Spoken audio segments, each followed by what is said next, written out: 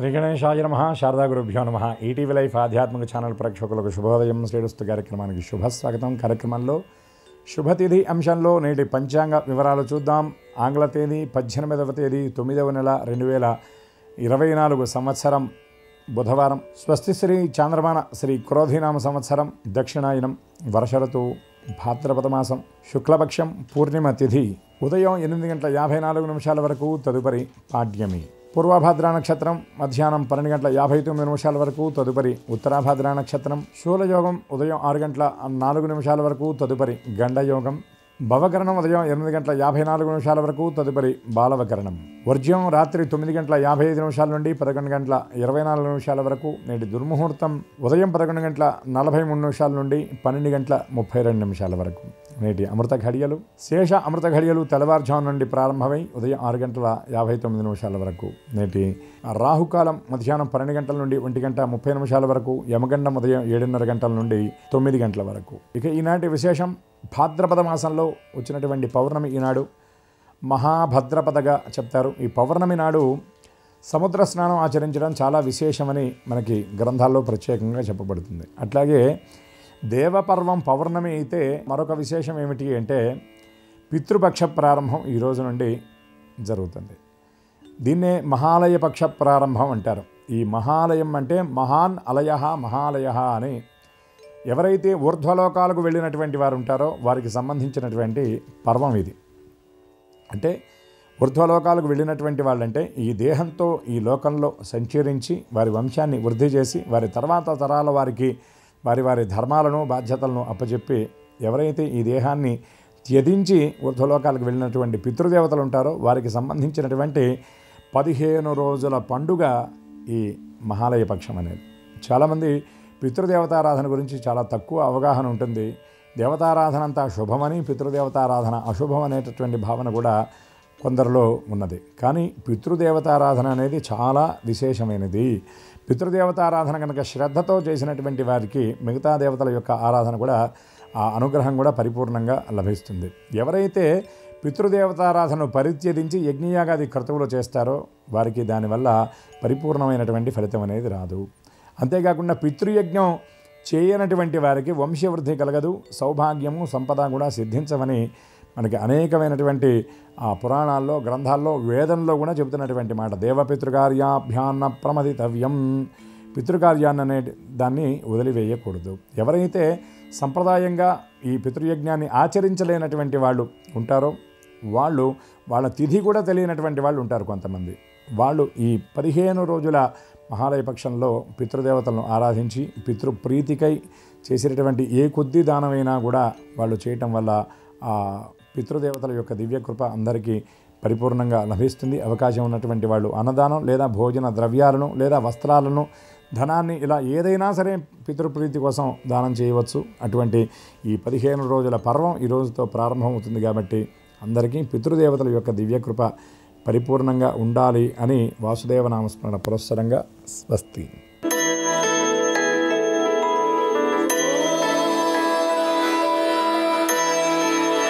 ETV life ఆధ్యాత్మిక channel ప్రేక్షకులందరికీ నమస్కారం. శ్రీరస్తు కార్యక్రమంలో గ్రహయోగం అంశానికి స్వాగతం. ఈనాటి గ్రహయోగం శీర్షికలో మేషాది ద్వాదశ రాశుల వారికి కలిగే శుభ అశుభ ఫలితాలని, అవసరమైన సందర్భాల్లో ప్రత్యామ్నాయ మార్గాలని తెలుసుకుంటారు. అంతేకాక ఏ రాశి వారికి ఏ దిక్ ప్రయాణం ఈరోజు అనుకూలిస్తుందో, ఏ రాశి వారికి ఏ దైవ దర్శనం కారణంగా సంపూర్ణ శుభ ఫలాలు కొనగోరబోతున్నాయో, ఏ రంగు దుస్తుల్ని ధరించి కార్యక్రమాలని చేపడితే అన్ని కార్యక్రమాలు శుభావహంగా ముగుస్తాయో, ఏ రాశి వారికి ఏ సంఖ్య నేటి వరకు మాత్రమే అదృష్ట సంఖ్యగా పరిణమించబోతుందో ఆ విషయాన్ని క్రమంగా తెలుసుకుంటారు. ముందుగా నేటి పంచాంగం. ఈరోజు పూర్ణిమ ఉదయం 8:54 వరకు, తదుపరి ప్రతిపద్ అంటే పాడ్యమి, ప్రథమ తిథి. ఈరోజు బుధవారం, నక్షత్రం పూర్వభద్ర. నేటి విశేషం మహాలయ పక్ష ఆరంభం. ఇక నేటి గ్రహస్థితిని పరిశీలించి చూస్తే వృషభంలో గురువు, మిథునంలో కుజుడు, సింహంలో బుధుడు, కన్యలో రవి శుక్ర కేతువులు, అలాగే కుంభంలో చంద్రుడు శని, మీనంలో రాహువు. కుంభంలో ఉన్న శని మాత్రం వక్రీకరించి కనిపించేటటువంటి కారణంగా మేషాది ద్వాదశ రాశుల వారికి ఈ గ్రహస్థితి ఆధారంగా ఫలితాలు ఎలా ఉండబోతాయో తెలుసుకుందాం. ముందుగా మేషరాశి.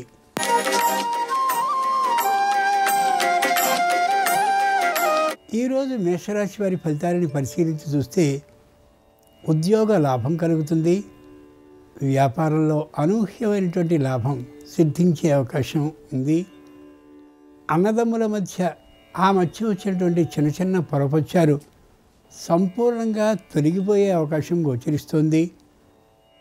దగ్గర బంధువుల్లో అంటే అన్నదమ్ముల్లో అప్పచెల్లెళ్ళ ఇళ్లలో శుభకార్యం కలిగే అవకాశం కూడా గోచరిస్తోంది. దూరపు ప్రయాణాలని కేవలం వినోద విహారయాత్ర కోసం వెళ్ళాలనే అభిప్రాయంతో వెళ్ళే అవకాశం గోచరిస్తోంది. ఏ విధమైనటువంటి వస్తు నష్ట వస్తు చౌర్యాలు ఉండవు. బుధవారం సందర్భంగా మేషరాశి వారు బాలగణపతిని పూజించి అప్పాలని నైవేద్యంగా పెట్టినట్లయితే శుభవార్తను వినే అవకాశం ఉంటుంది.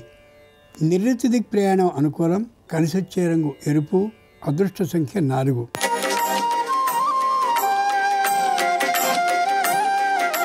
ఈరోజు వృషభ రాశి వారి ఫలితాలని పరిశీలించి చూస్తే సొంతంగా వ్యాపారాన్ని ప్రారంభించాలనే ఆలోచనకి వస్తారు. తగినంత ధైర్యం లేక వెంటనే ప్రారంభించే అవకాశం ఉండకపోవచ్చు. వ్యాపార స్థలాన్ని మార్చాలనేటువంటి ఆలోచన తాత్కాలికంగా కలుగుతుంది.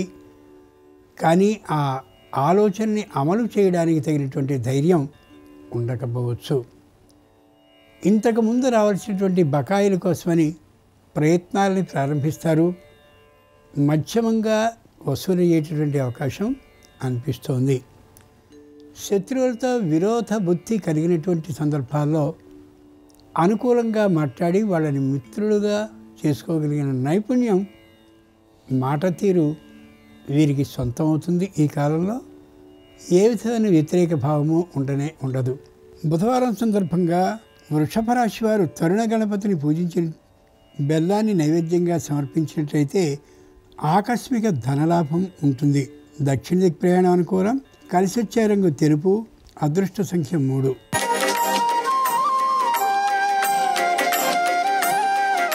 ఈరోజు మిథున రాశి వారి ఫలితాలని పరిశీలించి చూస్తే తమ సంతానాన్ని సరైనటువంటి కళాశాలలోనో విశ్వవిద్యాలయంలోనో ప్రవేశపెట్టేటువంటి అవకాశం కలుగుతుంది. కుటుంబం అంతా కూడా ఆనందంతో ఉండగలుగుతారు. ఏ విధమైనటువంటి ఆలోచించదగ్గ పరిస్థితులు అటు కార్యాలయంలోనూ ఇటు ఇంట్లోనూ లేని కారణంగా మానసిక శారీరక ఉత్సాహాలతో ఉండగలుగుతారు.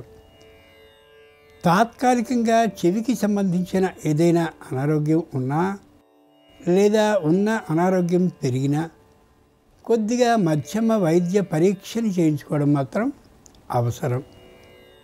దూరపు ప్రయాణాలైనా సరే ఉత్సాహంగా చేయగలుగుతారు. కానీ మానసికమైన భయ భీతి ఏమాత్రము వీరికి ఉండదు. బుధవారం సందర్భంగా మిథున రాశి వారు శక్తి గణపతిని పూజించి కొబ్బరి ముక్కల్ని నైవేద్యంగా సమర్పిస్తే ఎప్పటి నుండో ఉన్నటువంటి సమస్య తొలగిపోతుంది. తూర్పు దిక్ ప్రయాణం అనుకూలం. కలిసొచ్చే రంగు నలుపు. అదృష్ట సంఖ్య 2.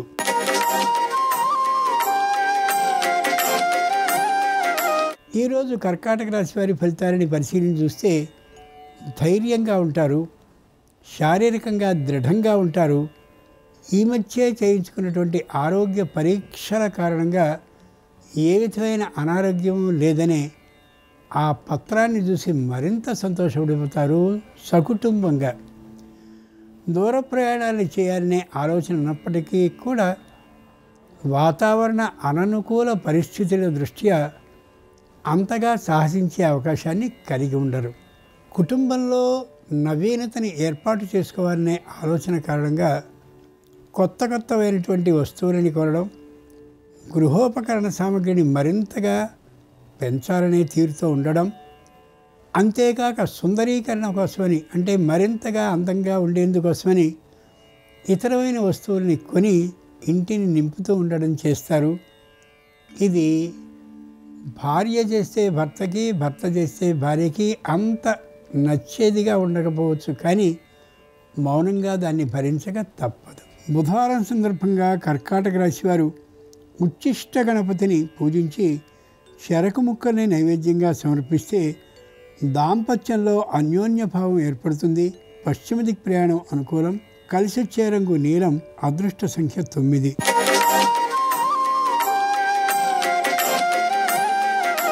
ఈరోజు సింహరాశి వారి ఫలితాలని పరిశీలించి చూస్తే ఉత్సాహంగా ఉంటారు.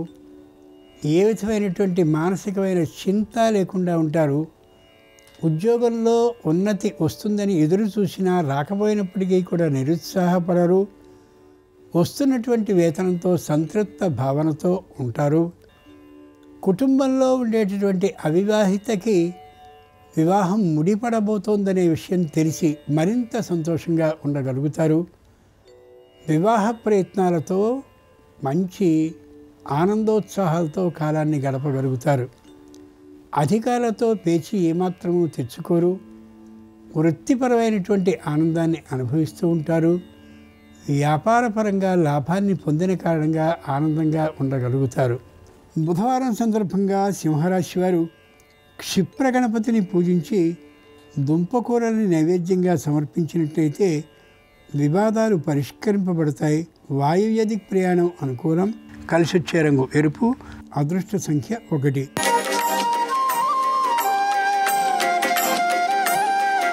ఈరోజు కన్యారాశి వారి ఫలితాలని పరిశీలించి చూస్తే చక్కనైనటువంటి ఆలోచనలతో ఉంటారు.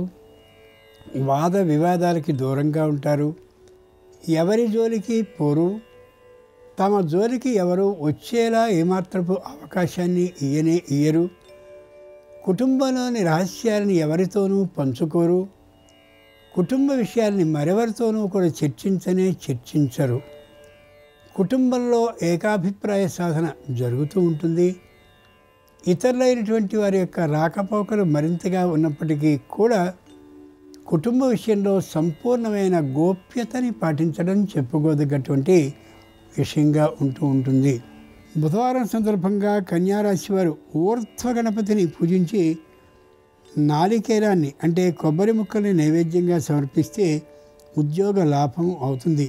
నివృత్తి దిక్ ప్రయాణం అనుకూలం. కలిసి వచ్చే రంగు ఆకుపచ్చన. అదృష్ట సంఖ్య 1.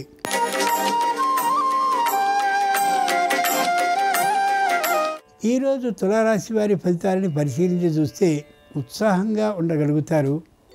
శారీరకంగా మరింత ఆనందంగా ఉంటారు. ఎవరితోనూ ఏ విధమైన విరోధభావము కలిగి ఉండరు. అవివాహితులకి వివాహ యోగ్యత ఉంది.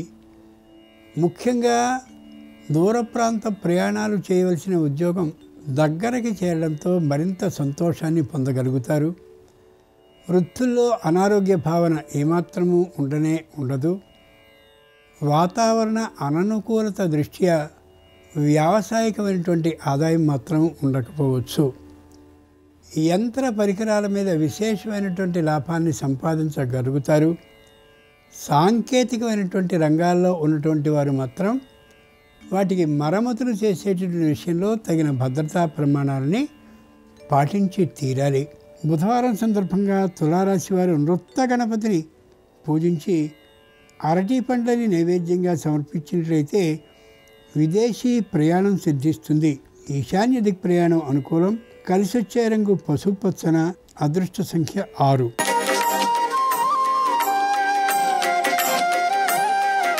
ఈరోజు వృశ్చిక రాశి వారి ఫలితాలని పరిశీలించి చూస్తే సూటిపోటి మాటలు మాట్లాడకుండా ఉండడం మంచిది.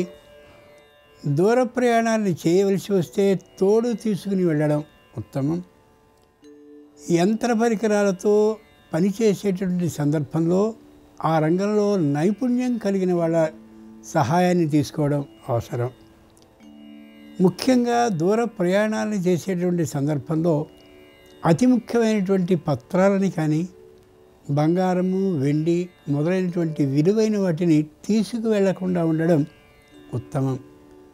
మాట్లాడే ప్రతి మాట కూడా వక్రీకరణ ధోరణిలో ఉంటుందనే అభిప్రాయాన్ని గమనించుకొని ఆచి తూచి మాట్లాడడం శ్రేయస్కరం. బుధవారం సందర్భంగా వృశ్చిక రాశి వారు ద్విజ గణపతిని పూజించి వెలగపండుని నైవేద్యంగా సమర్పించినట్లయితే రుణ విముక్తి అయ్యే అవకాశం ఉంది. దక్షిణ దిక్ ప్రయాణం అనుకూలం. కలిసొచ్చే రంగు తెలుపు. అదృష్ట సంఖ్య 3.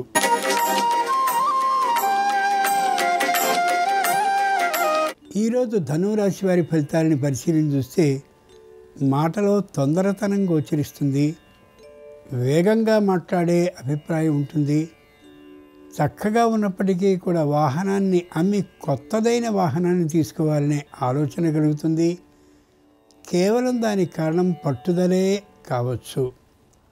ప్రతినిత్యం ఉద్యోగ నిమిత్తం దూర ప్రయాణాన్ని చేస్తూ ఉండే కారణంగా శారీరకంగా తొందరగా అలసిపోయే విధానం ఉండొచ్చు. సంతానానికి సంబంధించిన విద్యా విషయంగా ఎక్కువ ధనాన్ని వ్యయం చేస్తూ కనిపిస్తారు. ఇంట్లో ఉండే అత్తమామల్ని లేదా తల్లిదండ్రుల్ని గౌరవంగా చూస్తూ ఉంటారు.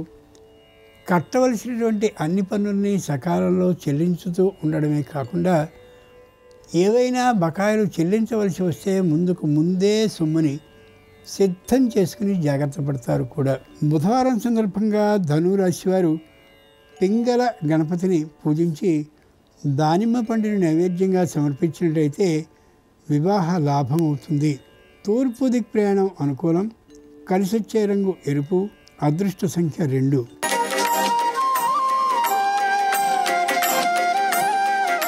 ఈరోజు మకర రాశి వారి ఫలితాలని పరిశీలించి చూస్తే ఏ విషయాన్ని సొంతంగా ఆలోచించి అమలు చేయరు.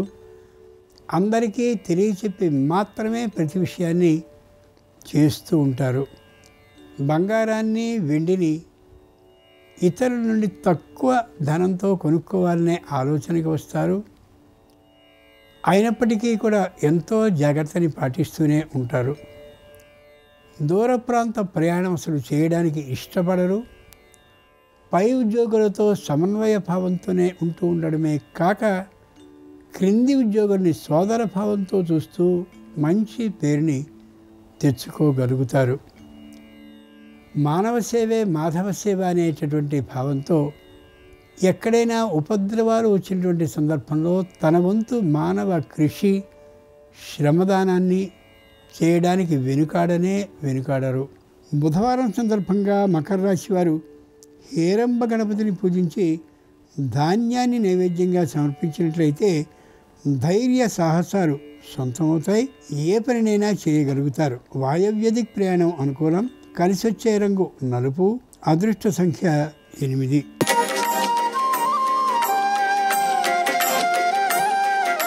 ఈరోజు కుంభరాశి వారి ఫలితాలని పరిశీలించి చూస్తే మానసికంగా ఉన్నటువంటి ఆలోచనని బయట పెట్టడానికి పడరు. ఆ తీరు ప్రవర్తన ఏమాత్రమూ సరికాకపోవచ్చు. కుటుంబంలో అందరికీ సమన్వయ భావం ఉంటుంది. అయినప్పటికీ ఆర్థికమైనటువంటి రుణం కోసం బంధుమిత్రులు ఆశించే అవకాశం గోచరిస్తోంది. ఆధ్యాత్మికమైనటువంటి పూజలు పురస్కారాల మీద దృష్టి మరింతగా పెరిగే విధానం గోచరిస్తోంది. ఏదైనప్పటికీ కూడా అతి సర్వత్ర వర్జయేత్ అనే విషయాన్ని గమనించుకుని ఎంతవరకు అవసరమో అంతే శ్రద్ధని పాటించడం ఎంతైనా సరి. బుధవారం సందర్భంగా కుంభరాశి వారు వరసిద్ధి వినాయకుడిని పూజించి పంచ ఫలాలని నైవేద్యంగా సమర్పిస్తే ఎప్పటి నుండో అనుకున్నటువంటి గృహ లాభం అయ్యే అవకాశం ఉంది. ఈశాన్య దిక్ ప్రయాణం అనుకూలం. కలిసొచ్చే రంగు నలుపు. అదృష్ట సంఖ్య 4.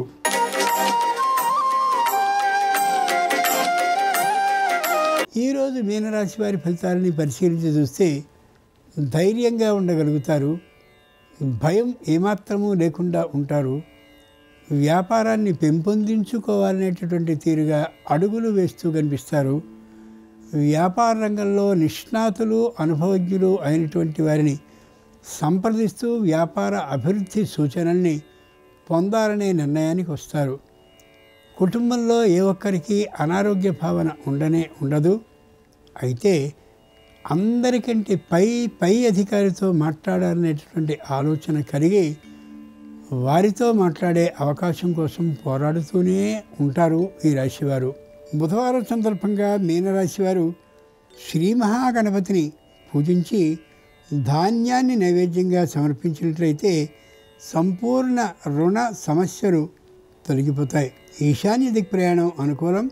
కలిసొచ్చే రంగు ఎరుపు. అదృష్ట సంఖ్య 2. ఇవి ఈనాడు ద్వాదశ రాశుల వారికి కలిగే శుభ అశుభ ఫలితాలు. ఈరోజు మహాలయ పూర్ణిమతో పాటు ప్రతిపత్తి తిథి ప్రారంభం అవుతున్న కారణంగాను బుధవారం అయినటువంటి సందర్భంగాను సర్వరాశుల వారికి గణపతి అనుగ్రహం సంపూర్ణంగా కలగాలి హృదయపూర్వకంగా ప్రార్థిస్తూ స్వస్తి. నమస్కారం. మహాలయ పక్షాలు ప్రారంభమవుతున్న తరుణంలో ఈ మహాలయ పక్షాల్లో పితృ కార్యక్రమాలు నిర్వహించేటప్పుడు పాటించాల్సిన ముఖ్యమైన నియమాలు, విధి విధానాలు ఏంటో నేటి పరిహారాలు, పరిష్కారాలు అనే అంశంలో పరిశీలిద్దాం. పితృ కార్యక్రమాలు నిర్వహించేటప్పుడు ప్రధానంగా మధ్యాహ్నం 12 గంటల లోపు పితృ కార్యక్రమాలు చేయకూడదు. అపరాహ్న సమయంలో అంటే మధ్యాహ్నం 12 గంటల నుంచి 2 గంటల మధ్య ప్రాంతంలో పితృ కార్యక్రమాలు చేయాలి. పితృ కార్యక్రమం నిర్వహించే వ్యక్తిని కర్త అంటారు. ఈ కార్యక్రమానికి భోజనం చేయటానికి వచ్చిన వ్యక్తిని భోక్త అంటారు. ఈ కర్త, భోక్త ఇద్దరూ కూడా పితృ కార్యక్రమం నిర్వహించిన రోజు రాత్రికి భోజనం చేయకూడదు. అలాగే ఈ పితృ కార్యక్రమం నిర్వహించేటప్పుడు మేనల్లుడి దగ్గరుంటే చాలా మంచిది. వరాహము, కోడి పితృ కార్యక్రమానికి సమీపంలోకి రాకూడదని మార్కండేయ పురాణం దత్తాత్రేయ చరిత్రలో చెప్పారు. అలాగే పితృ కార్యక్రమం నిర్వహించే రోజు ఇంటి ముందు ముగ్గు వేయకూడదు. అలాగే పూజ గదిలో ఘంటానాదం చేయకూడదు. పితృ కార్యక్రమ నిమిత్తమై వంట చేసేవాళ్ళు కుంకుమ బొట్టు పెట్టుకోకూడదు. విభూతి బొట్టు పెట్టుకొని మౌనంగా వంట చేయాలి. అలాగే పితృ కార్యక్రమం సందర్భంగా విస్తరిలో పదార్థాలు వడ్డించేటప్పుడు ఉప్పు వేయకూడదు. అంటే ప్రత్యక్ష లవణ దర్శనం చేయకూడదు. బంగారాన్ని పితృ కార్యక్రమంలో దర్శించకూడదు. వెండిని దర్శించటం, వెండిని ధారణ చేయటం ద్వారా విశేషమైనటువంటి ప్రయోజనాలు కలుగుతాయి. అలాగే పితృ కార్యక్రమాలు నిర్వహించే వాళ్ళు ఎవరైనా సరే పితృ కార్యక్రమం జరుగుతున్నప్పుడు విష్ణు సహస్రనామం విన్నా, చదివినా ఉత్తమ ఫలితాలు కలుగుతాయి. అలాగే దోసకాయ, ఆనపకాయ వీటిని వంటల్లో ఎట్టి పరిస్థితుల్లో ఉపయోగించరాదు. ఇంగువ కూడా పితృ కార్యక్రమాల సందర్భంగా వంటల్లో ఉపయోగించకూడదు. కాబట్టి మహాలయ పక్షాల సందర్భంగా పితృ కార్యక్రమాలు నిర్వహించేటప్పుడు ఈ ప్రత్యేకమైన విధి విధానాలు పాటించాలి. ఎవరైనా ఏకాదశి రోజు శరీరాన్ని విడిచిపెట్టినట్లయితే అటువంటి వారికి ఏకాదశి రోజు కాకుండా ద్వాదశి రోజు పితృ కార్యక్రమం నిర్వహించాలి. సుమంగళి స్త్రీలు ఎవరైనా శరీరాన్ని విడిచిపెట్టినట్లయితే వాళ్ళకి ఈ మహాలయ పక్షాల్లో నవమి తిథి ఉన్న రోజు పితృ కార్యక్రమాలు నిర్వహించాలి. ఈ ప్రత్యేకమైన విధి విధానాలు పాటించినట్లయితే పితృదేవతల సంపూర్ణమైన అనుగ్రహానికి పాత్రలై సకల శుభాలను సిద్ధింపజేసుకోవచ్చు. అదేవిధంగా దైనందిన జీవితంలో గ్రహదోష తీవ్రతను తగ్గింపజేసుకోవటానికి దానాలు విశేషంగా సహకరిస్తాయి. ఏ ద్రవ్యాన్ని దానంగా ఇస్తే ఎలాంటి శుభ ఫలితాలను సిద్ధింపజేసుకోవచ్చో రేపటి పరిహారాలు, పరిష్కారాలు అనే అంశంలో పరిశీలిద్దాం. నమస్కారం. ఈ కార్యక్రమాన్ని తిరిగి చూడాలనుకుంటే www.youtube.com/ETV Life Spiritual లో చూడవచ్చు.